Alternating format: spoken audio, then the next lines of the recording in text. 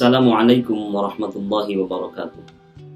Bismillah walhamdulillah wassalatu wassalamu ala rasulillah wa ala alihi wa ashabihi wa mawalah wa ba'du. Para pemirsa pendengar setia seruan dari Menara, merupakan sebuah nikmat terbesar kita kali ini. Allah sampaikan kita hampir pada penghujung Ramadan. Ini berarti bahwa dalam beberapa saat lagi kita akan sampai di Idul Fitri. Jika kita sepakat bahwa Ramadan adalah madrasah, tempat penggemblengan spiritual dan penggemblengan rasa empati sosial, maka Idul Fitri adalah momentum pelulusannya. Dalam lintasan sejarah, Idul Fitri dan Idul Adha, dua hari raya umat Islam terbesar ini, merupakan sebuah hari raya yang telah ada sebelum Islam datang. Dikabarkan bahwa ketika Nabi datang ke Madinah, Nabi mendapati orang-orang Madinah tengah merayakan sebuah hari raya. Kemudian Nabi mengatakan bahwa kami telah mengganti hari raya mereka, orang-orang sebelum Islam, dengan dua hari raya, yaitu Idul Fitri dan Idul Adha.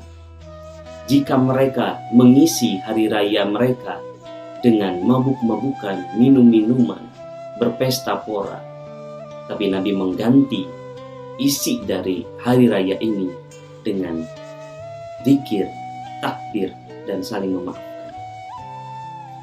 Para pemirsa seruan Menara yang sama-sama mengharapkan ridha Allah Subhanahu wa Ta'ala, dua hari raya sebelum Islam tersebut terpengaruh oleh Persia kuno. Dua hari raya tersebut bernama Hari Raya Nairus dan Maharajan. Ini sangat menarik karena secara kemasan Nabi mempertahankan itu, tapi secara isi Nabi mengganti. Baiklah, lantas apa yang sebetulnya harus kita lakukan pada Hari Raya Idul Fitri ini? Nabi Muhammad menganjurkan kita untuk melakukan beberapa hal. Yang pertama, kita dianjurkan untuk bersuci, mandi. Yang kedua, Nabi menganjurkan kita untuk bersarapan pagi. Ini sama halnya dengan makna sesungguhnya dari Idul Fitri. Id itu adalah kembali, sementara Fitri menurut sebagian berawal atau berasal dari kata futur yang berarti sarapan atau makan. Maka Idul Fitri adalah kembali berbuka, kembali makan pada waktu yang normal. Maka anjuran yang kedua setelah mandi adalah sarapan. Jadi sangat dianjurkan sekali ketika kita akan berangkat melaksanakan sholat sunnah Id, kita bersarapan terlebih dahulu. Nabi mencontohkannya dengan memakan 7 butir buah kurma.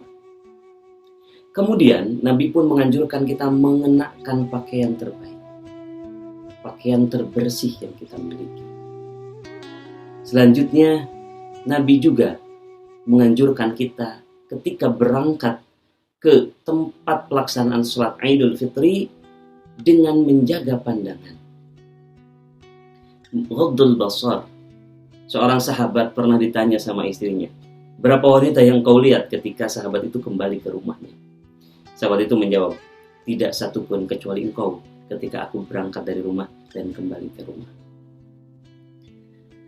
Anjuran selanjutnya ketika kita berada di Idul Fitri adalah ketika kita berangkat menuju tempat pelaksanaan ibadah sholat Id, hendaklah kita menggunakan jalan yang berbeda ketika berangkat dan ketika pulang.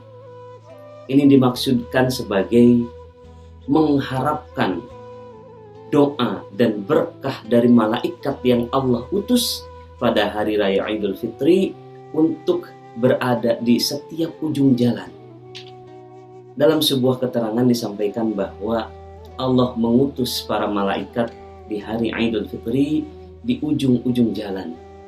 Seraya Allah memerintahkan untuk berseru kepada seluruh umat Muhammad untuk mengatakan, wahai umat Muhammad, kembalilah kepada Allah yang Maha Pengampun.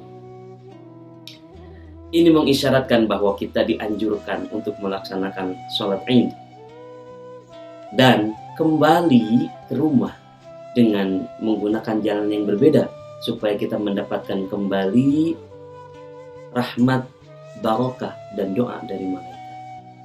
Ataupun makna kedua, supaya kita di jalan yang berbeda mendapati orang yang berbeda pula, sehingga kita bisa menyambung silaturahim dengan orang yang berbeda dan kita bisa tetap saling mendoakan. Dan yang terakhir maknanya adalah supaya kita bertafaul atau menunjukkan rasa optimis kita telah berubah keadaan ketika berangkat penuh dengan dosa dan kembali dari Idul Fitri penuh dengan pengampunan dari Allah Subhanahu wa Ta'ala. Anjuran terakhir dari Idul Fitri ini adalah hendaknya kita bisa memberi makan, memberikan kebahagiaan kepada orang lain. Karena ini Nabi mengatakan bahwa Id itu adalah ayyamu aklin wa syurbin, hari di mana dilakukannya pesta makan-makan dan minum-minum. Ini berarti Nabi melarang satupun di antara umatnya untuk berpuasa dan untuk bersedih tidak punya makanan. Karena hari ini adalah hari raya bergembira, makan dan minum-minum. Hadirin pemirsa, seruan menara yang sama-sama mengharapkan ridho Allah Subhanahu wa Ta'ala. Dengan penuh kesedihan akhirnya kita harus mengatakan bahwa muwadda ya Ramadan. Selamat berpisah wahai Ramadan. Muwadda ala maghfur. Selamat berpisah dan meninggalkan kami dalam keadaan yang terampun. Demikian, di akhir saya ingin menyampaikan selamat merayakan kebahagiaan bersama keluarga tercinta, apalagi dalam kondisi COVID-19 ini kita lebih bisa dekat dengan keluarga. Semoga Allah benar-benar mengembalikan kita kepada kebersihan, kesucian, secara fisik terbebas dari berbagai wabah dan secara batin terbebas dari penyakit hati. Wallahul muwaffiq ila aqwamit thoriq. Wassalamualaikum warahmatullahi wabarakatuh.